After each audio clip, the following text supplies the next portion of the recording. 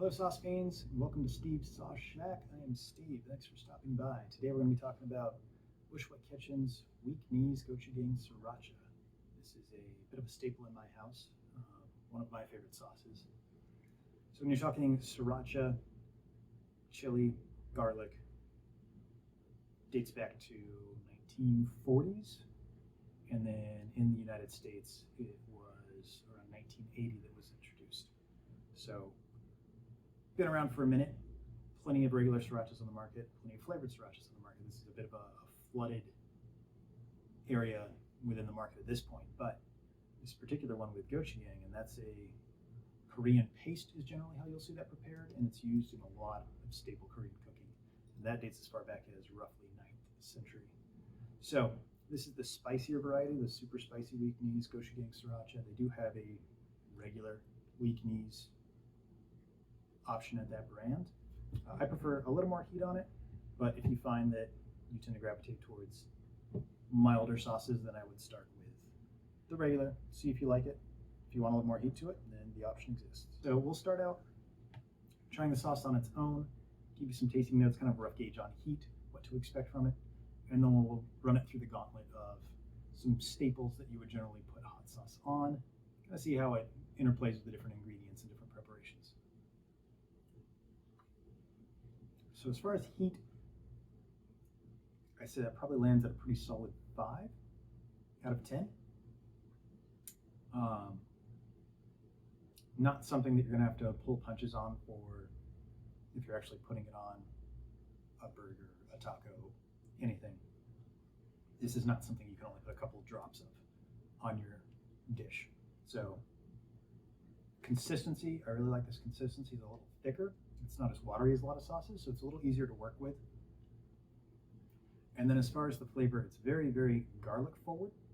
And then it kind of evolves from that into the gochujang flavor profile more so. For me, the sweetness of this is a lot more tame than a regular sriracha, even though both sriracha and gochujang tend to be inherently sweet. So sriracha they'll generally just add sugar to as the sweet component. And then with gochujang, they're using some sort of glutinous rice preparation to get the sweeter flavor profile there. And both are present in this. It has the gochujang paste is the first ingredient, which that registers. That's a little more of the dominant flavor in this to me, which I like. And then the blend of spices and sugar, garlic, vinegar, all of that. That's kind of the sriracha component comes in lower on the ingredients list and quieter as the flavor, because I think that was probably a good balancing choice in that srirachas can overwhelm whatever you put them on, and this definitely mitigates that with the other flavor profile that's really taking lead. Now, as far as preserving it, they do have vinegar as one of the ingredients, really is more so the component of sriracha. I don't know if it specifically falls below that 4.6 pH that you're looking for vinegar and sauces to keep it preserved. It does say to refrigerate after opening. I don't see any other preservatives listed here. So yes, likely just refrigerate it. You'll have to go through it within a reasonable amount of time. Now, price-wise, I believe MSRP on this is about $12.99, so a little more than you would find in just a standard hot sauce that tends to be around $8 to $10 range. In this case, I think it's absolutely worth the money spent. As far as the flavor and the heat, it is really just top of the line, in my opinion. So I have seen it on sale. Generally, this is available online either through Amazon. I don't believe I've seen it in a storefront in any of the stores that I frequent, but readily available to ship anywhere in the continental US to my knowledge. So from here, we'll go ahead and cut over to the kitchen. We'll get our dishes ready to try this on, and we'll see how it stacks up. Sit tight.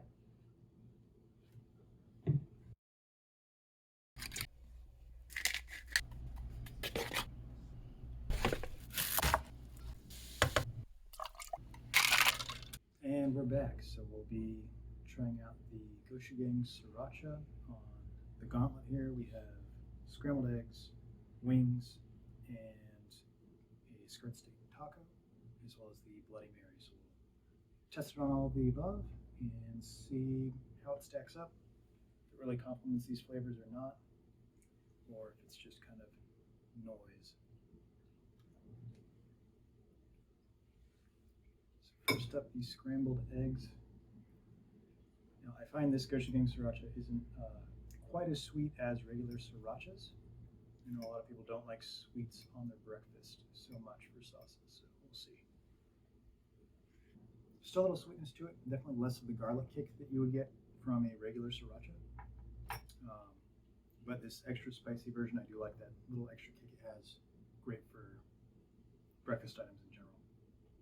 So we'll go on to the wings. Before we do that, palate cleanse.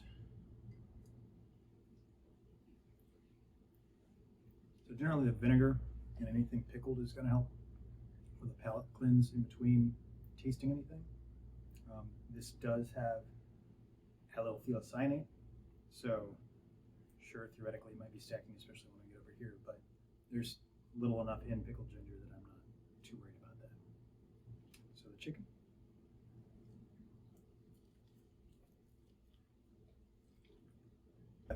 The heat's still there, the flavor's a little lost, so I'll adjust that a little bit and see if I can get the flavor to kick a little more. It doesn't really blow my mind on a wing. Definitely did much better on the eggs, does much better, in my opinion, on rice dishes, things like that. But on a wing, perfectly suitable, probably spicier than most of the basic sauces that you'll find, especially this version.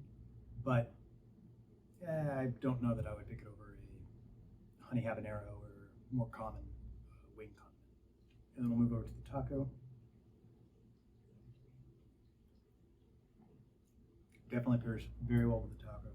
The cilantro and lime really complement with the garlic that's already in the sauce. And that's going to be, in my mind, similar to any sort of taco sauce that you would use. It just has much more of the garlic and pepper kick than something like a hot salsa would have. Very good combination there. And lastly, we'll move on to the Bloody Mary. So here, main reason I include this in the lineup, it includes all three of what we consider kind of the common spicy compounds that you'll find in most foods. So you have capsaicin, obviously coming from the peppers. You have piperin coming from the black pepper, which you react to very similarly to as with capsaicin. And then the allyl thiocyanate, which in my particular recipe here, I swap out the horseradish for wasabi, but same concept.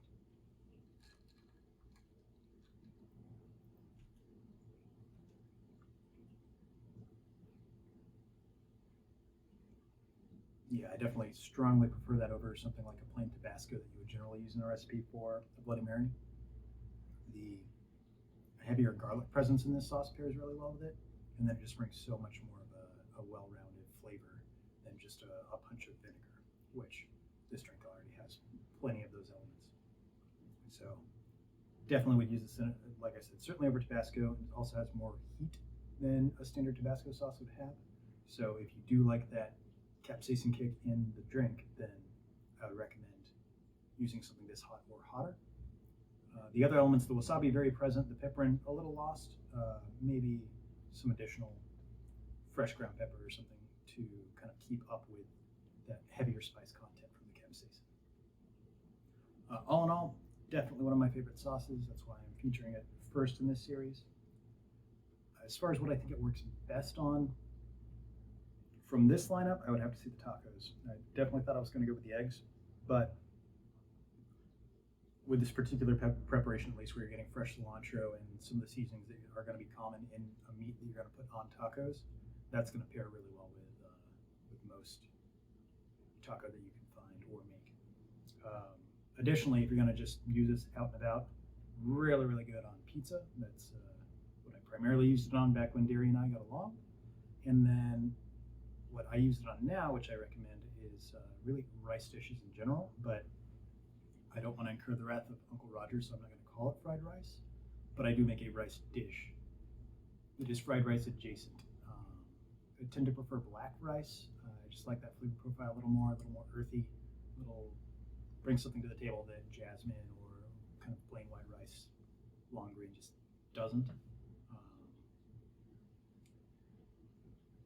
So yeah, cook up, normally season some chicken with salt, pepper, soy sauce, a little bit of mirin, and just a heavy helping of Japanese 7-spice. And then add the cooked rice into the skillet with that, plenty of oil or butter or whatever agent you're using to cook in. And then I usually add in peas, carrots, and edamame. And just saute all that up. Maybe some eggs if I'm feeling fancy. And then finish it off with this sauce because it just really pairs well with all those flavors. So again, overall, highly recommend it. Winner this round, definitely the tacos for this particular sauce. And that's our first one for the shelf. Let me know what you guys like to use this sauce for or what you prefer to use in its place. And let me know in the comments what sauce you would like to see featured in the future. If you enjoyed this content, please consider subscribing. Thanks for stopping by.